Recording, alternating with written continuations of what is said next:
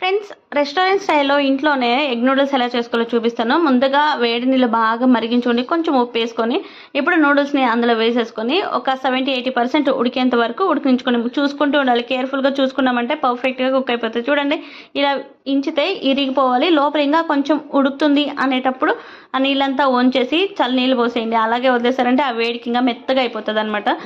ఇలా బాగా చల్లనీళ్ళు పోసుకున్న తర్వాత ఒక ప్లేట్లో ఆరవేసుకొని కొంచెం ఆయిల్ వేసుకొని కలిపేసుకోండి. ఎందుకంటే మెతుక్కి అతుక్కోకుండా ఉండాలి అనేసి అంటారు కదా, అలా నూడిల్స్కి అతుక్కోకుండా పలుపలాని ఉండాలన్నమాట. ఇప్పుడు ఒక బౌల్ తీసుకొని 3 eggs బ్రేక్ చేసుకుని ఇందులో కొంచెం ఉప్పు వేసుకొని బాగా బీట్ చేసేసుకోండి.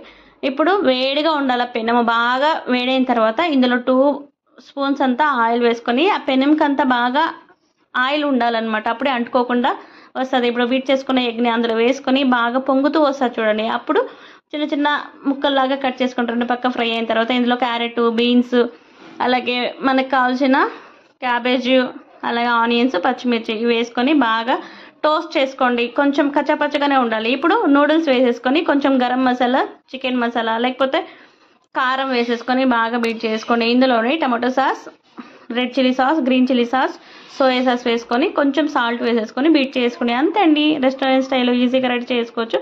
లాస్ట్లో కొత్తిమీర వేసి గార్నిష్ చేసుకోండి వేడివేడిగా రెస్టారెంట్ స్టైల్లో ఎగ్ నూడిల్స్ ట్రై చేసేయండి. వీడియో నచ్చితే లైక్ చేసి సబ్స్క్రైబ్.